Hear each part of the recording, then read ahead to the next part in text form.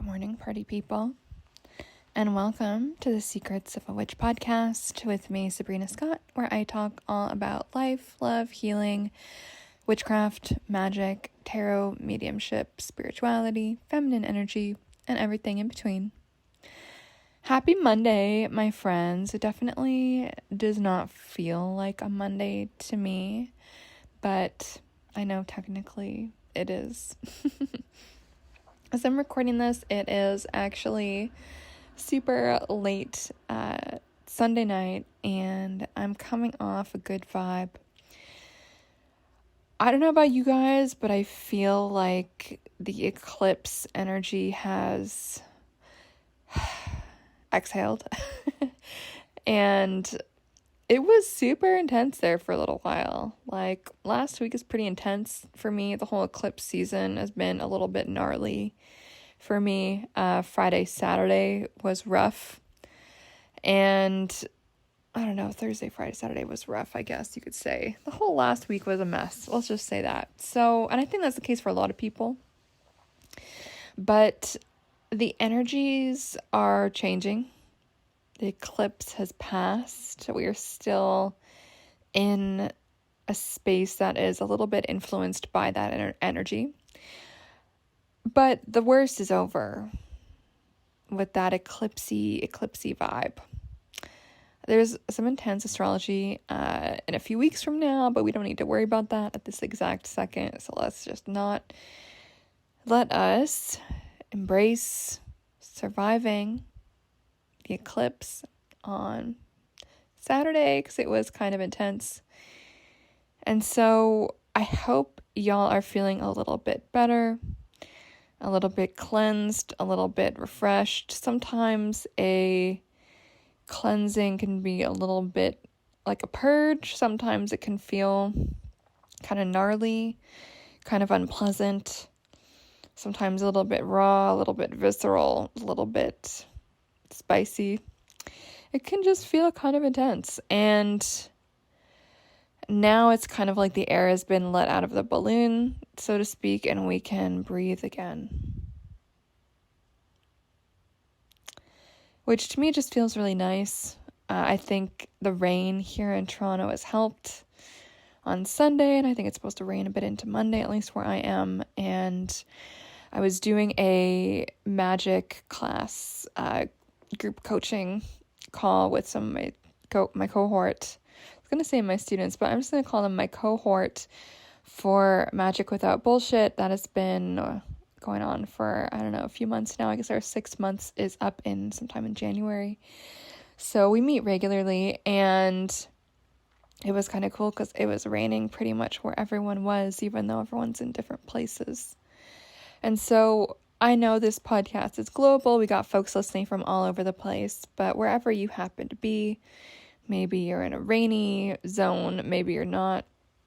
But I do encourage you to just take some time to breathe with whatever the weather is for you, whether that is just cold and crisp and chilly, whether it's kind of humid, whether it's rainy, whether it's super dry, and just allow that weather, whatever it is, to help you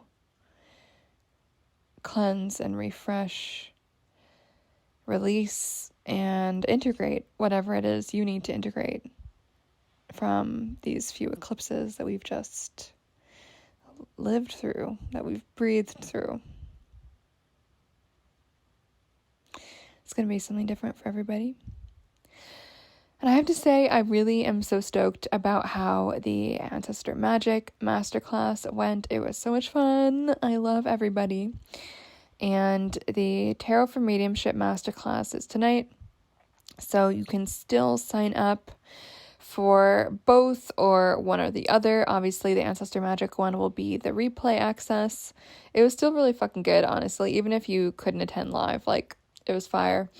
And the Tarot for Mediumship, which I've actually never taught before, but I've been working with the Tarot for Mediumship literally for a million years, and so it's a little bit more of an advanced topic, but I think it is something that everyone should consider, right? Like, even if you are super newbie with the tarot, newbie with mediumship, even though it's a little bit of an advanced topic, it can also be an interesting entryway into both if you do it the way that I'm talking about. So it should be cool.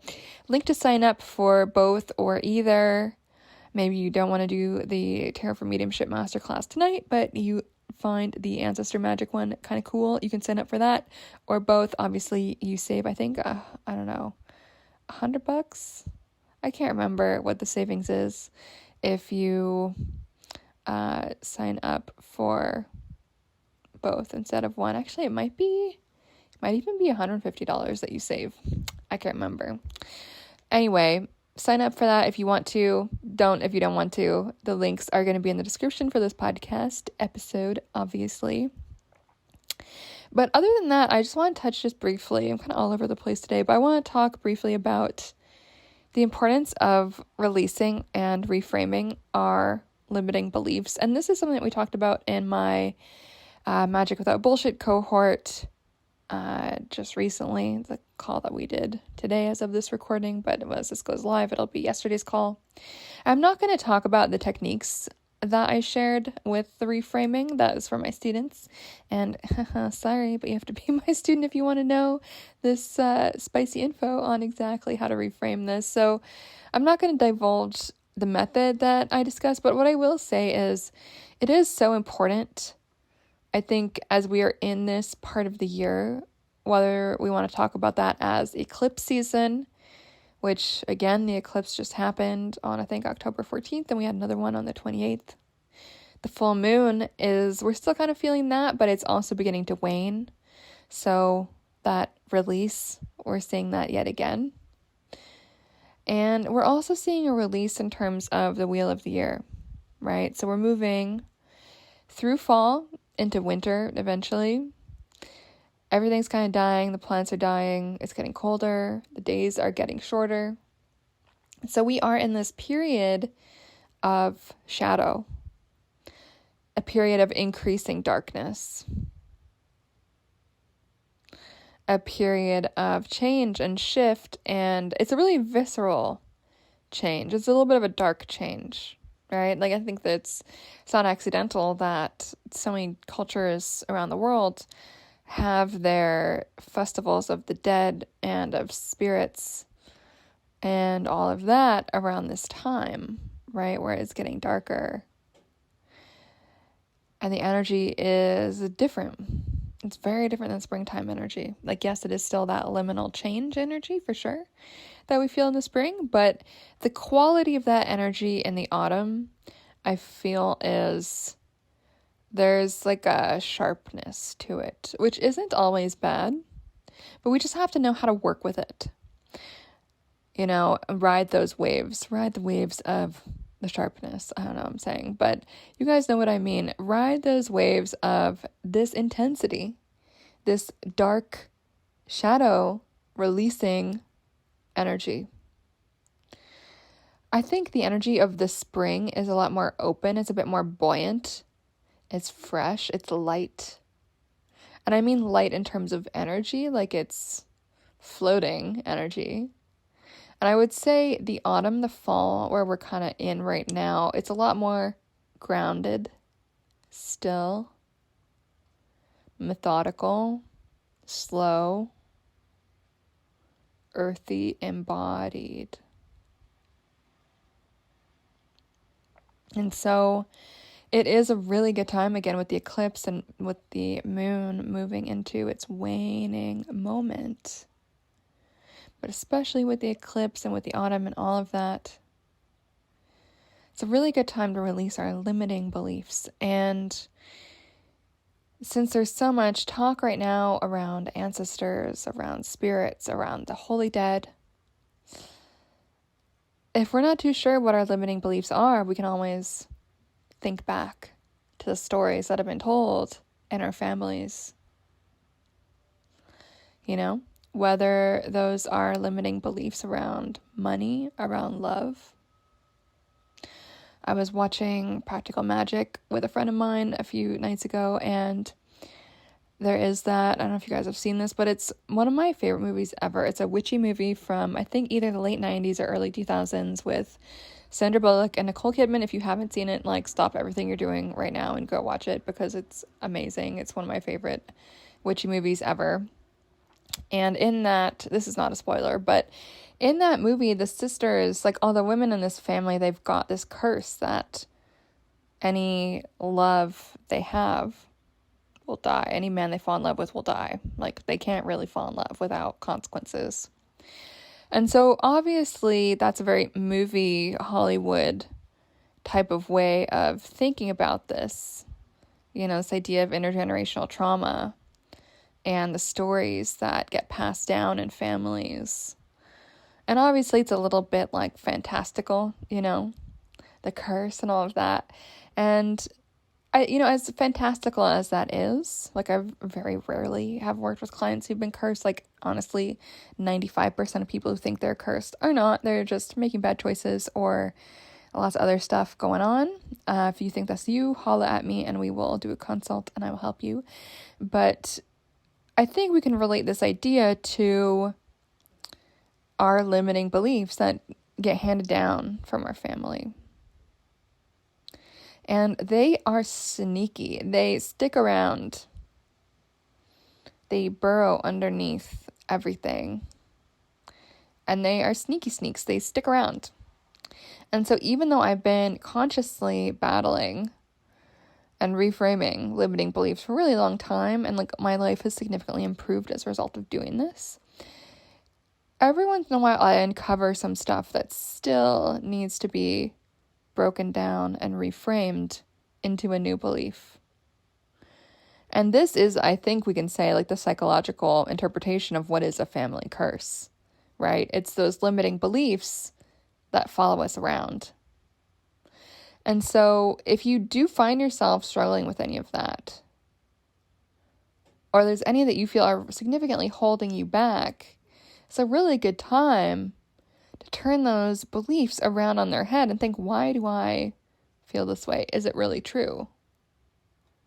And to replace it with something different that's more positive and likely more grounded in reality, present reality, as well as who and what it is that you want to be in the future, right?